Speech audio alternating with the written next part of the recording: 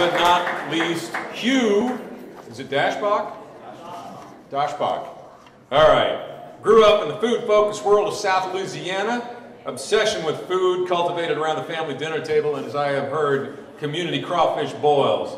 Everybody in his immediate family cooks. It's required there. Spends much of his time daydreaming about his next meal and the people he hopes to share it with.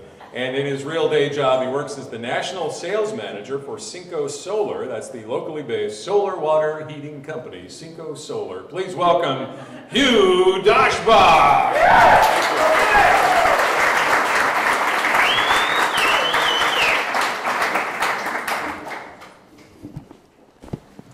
I'm going to go rapid fire here, so can everybody hear me? Is the mic in a good spot? Okay. So I feel very lucky to be obsessed and consumed by something that we all do 3 times a day, and that is eat.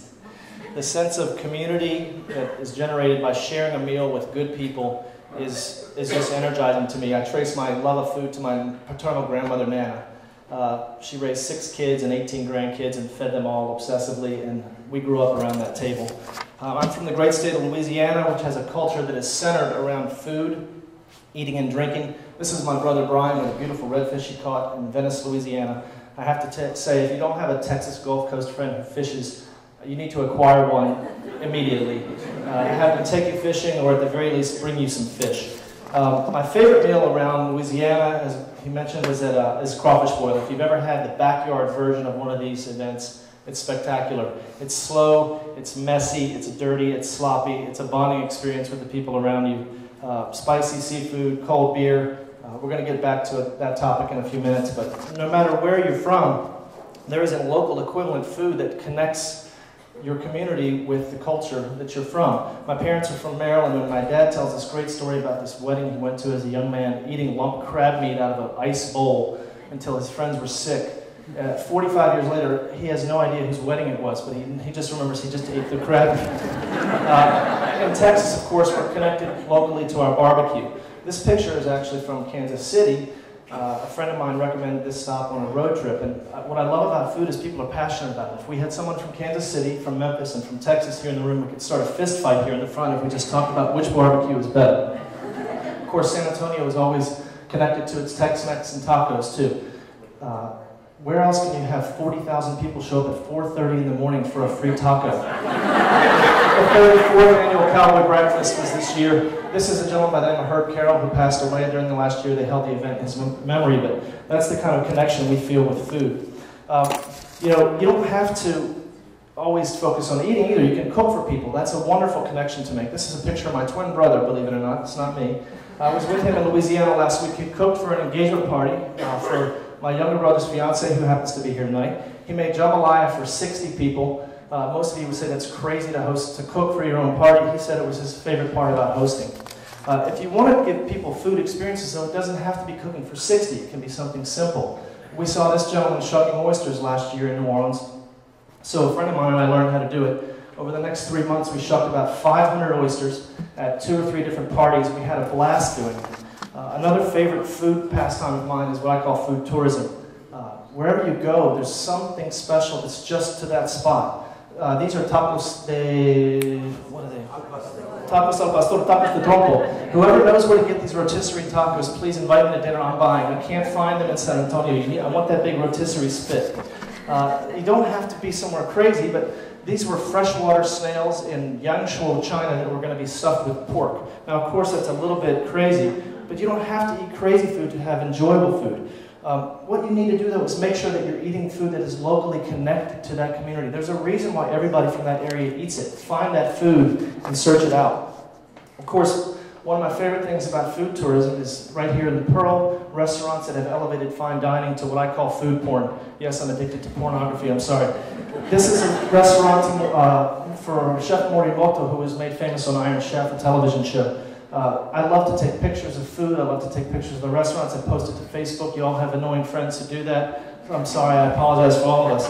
But there's just something about it. This was tuna tartare in a miso broth with caviar scalloped on top. I was in Philadelphia. I remember the Liberty Bell, and I remember this spectacular meal. I remember nothing else about the trip. It doesn't have to be fancy food, though. This is a burger from a diner last week with a fried egg on top. My younger brother posted the picture on Facebook. Within 10 minutes, he was having an argument with a friend of his from New Zealand who was posting back and forth, arguing whether Kiwis or Americans invented the fried egg on the burger. That's a week ago. Apparently, they're still arguing about it, but the food is what connected them again after many years. This is that same brother. He is the king of foodies in my family. It's a family of foodies, but he's been talking about eating locally for years. Now, it's kind of a mantra these days, and it's a bit of a broken record, but I think it's for a reason. It makes sense to eat locally. You know, we have wonderful ambassadors right here at the Pearl that have the farmers market. You know, you can connect yourself with food. It's a community-driven event. You can meet the people who make your foods. You can make great food connections. Tatum Evans, who's here, used to manage the farmers market 3 blocks from my house in New Orleans. So it's like the food world is a small world, and I'm happy to have made that reconnection. You don't have to be at a farmer's market, though, either. In Texas, we're lucky enough to be able to fish, to hunt, to farm. Some good friends of mine have a ranch out in the hill country. I took a friend of mine hunting. We spent the weekend learning how to harvest and butcher our own meat. You can grow your own vegetables here.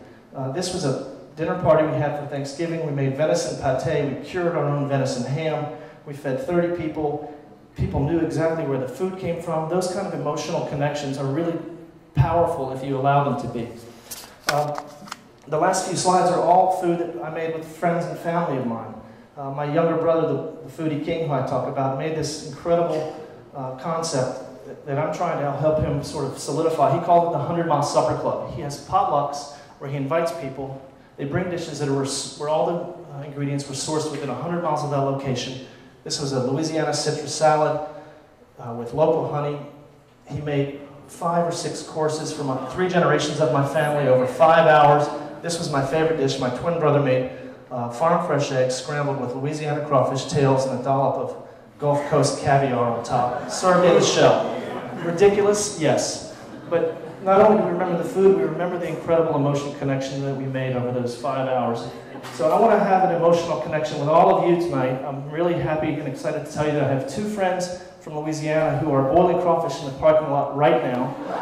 So it's a small batch, but everybody's invited to come out and have a little sample. You know, share the food with your family and your friends in your life, and I think you'll be really rewarded by that energy. Thank you very much.